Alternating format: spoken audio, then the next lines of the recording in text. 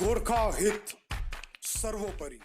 भारत की प्रतिष्ठित गोरखली संघ संस्थाओं में शुमार गोरखली सुधार सभा देहरादून की केंद्रीय कार्यकारिणी का कार्यकाल 1 साल के लिए बढ़ाया गया है। उत्तराखंड की राजधानी देहरादून स्थित गोरखली सुधार सभा की मीडिया प्रभारी प्रभा शाह ने मीडिया को जानकारी देते हुए बताया है कि गोरखली सुधार सभा की वर्तमान केंद्रीय कार्यकारिणी का कार्यकाल अगस्त 2020 को समाप्त हो रहा है। कोरोना महामारी संकट काल के चलते सामाजिक दूरी एवं उत्तराखंड प्रशासन के निर्देशानुसार नवीन चुनाव कराना असंभव है, क्योंकि गोरखली सुधार सभा की समस्त शाखाओं विशेषकर उत्तराखंड के दूर दराज क्षेत्रों की शाखाओं की कार्यकारिणी सदस्यों का केंद्रीय कार्यालय में उपस्थित होकर वोट देना बेहद असंभव है। ऐसी स्थिति में गोरखली सुधार सभा की समस्त शाखाओं के कार्यकारिणी सदस्यों ने जूम मीटिंग के द्वारा गोरखली सुधार सभा की नियमावली की अपरिहार्य कारणों से वर्तमान कार्यकारिणी के कार्यकाल को 1 साल के लिए बढ़ाया जा सकता है की मान्यता के अंतर्गत सभा की वर्तमान केंद्रीय कार्यकारिणी सम्मानित अध्यक्ष पदम सिंह थापा, वरिष्ठ उपाध्यक्ष राजन छेत्री, उपाध्यक्ष पूजा सुब्बा का कार्यकाल आगामी 1 साल के लिए, समस्त शाखाओं के शाखा अध्यक्ष उपाध्यक्ष के भी कार्यकाल को आगामी 1 साल के लिए बढ़ाने हेतु सहमति जताई एवं समर्थन पत्र केंद्रीय कार्यालय में सौंप दिया है। सभी मानक दस्तावेजों का अवलोकन करके गोरखली सुधार सभा केंद्रीय अध्यक्ष पदम सिंह थापा एवं समस्त कार्यकारिणी एवं शाखा अध्यक्षों का कार्यकाल आगामी 1 साल के लिए बढ़ाने के निर्देश पारित कर दिए गए हैं। दीपक भाई, सबसे पहला तो म अपनो जो गोरखली सुधार सभा को जम्मई सदस्यहरू र शाखा अध्यक्ष र उनको कार्यकारिणी र मेरो जो साथमा पदाधिकारीहरू र कार्यकर्ताहरू छ उसको उनीहरूलाई मुरी धन्यवाद दिन चाहन्छु कि यो हाम्रो 2017 मा 8 अगस्तबाट जो हाम्रो कार्यकाल सुरु भएको थियो, त्यो कार्यकाल यस्तो समयमा आयो कि यहाँ काफी वर्षबाट एक जो सभा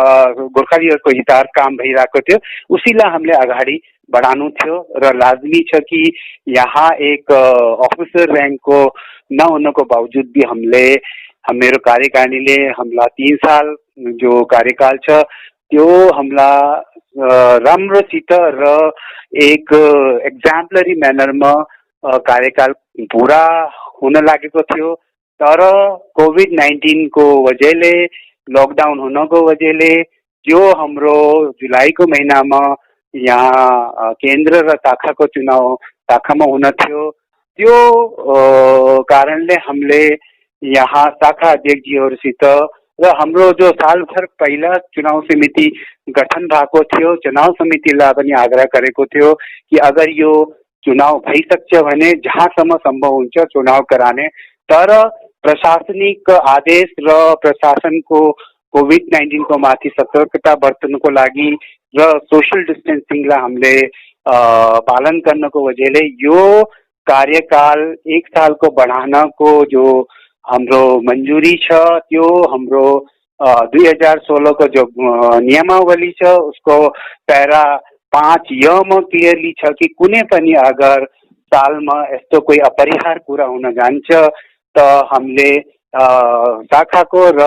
केन्द्रको पदाधिकारीको कार्यकाल 1 साल बढ्न सक्छ। म यो कुरा भन्न चाहन्छु कि इसमा जो कार्यकाल से सम्बन्धित छ, इसमा हाम्रो कोही पनि यस्तो विकल्प थिएन कि हामी चुनाव गराइसकौँ र हामीले जूम कन्फरेन्सिङको माध्यमले पनि शाखाको राय लिया र सबैको एक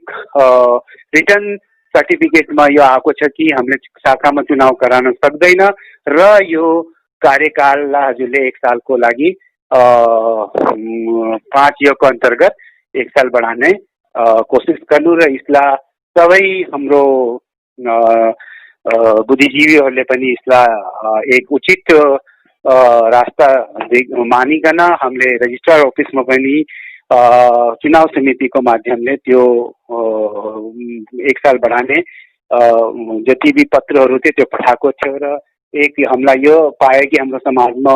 अगर कार्य र मेहनत र लगनले अगर समाज सेवा गर्न सक्छ भने यसको फल हामीलाई आज भेटेको छ र जस्तै पनि 1 साल बढेको छ, हामीले त्यही तन मन ध्यानले आफ्नो समय समाजलाई दिने हो र सर्वप्रथम मेरो यही एक एम छ कि हाम्रो गोर्खा समाजलाई हामी सङ्गठित गरौँ र हामी वरिपरि छरेको मान्छेहरू विभिन्न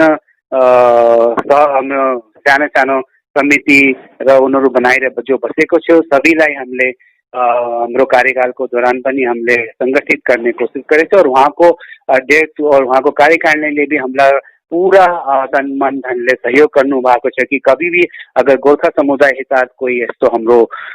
कार्य गर्छ भने हामी एक गोर्खाली सुधार सभाको छातामा आएर हामी कार्य गर्ला र म आज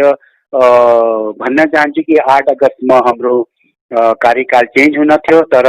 यो महामारीको वजहले आज 1 साल बढेको छ। म सम्पूर्ण गोर्खा समुदाय उत्तराखण्डको लागि तहे दिलले धन्यवाद दिन चाहन्छु र म चाहौँला कि यो 1 वर्ष पनि जस्तो हामीले कार्य गर्दै आइरहेको छु त्यो कार्य हामी सम्पन्न गरौँला र आफ्नो समुदायलाई एक हर क्षेत्रमा आगे लग्नको हाम्रो प्रयास रहला र म धन्यवाद गर्न चाहन्छु कि हाम्रो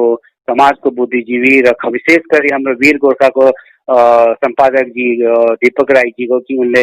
यति गोर्खाली सुधार सभा र गोर्खा समुदायको लागि काम गरिरहनु भएको छ र उहाँको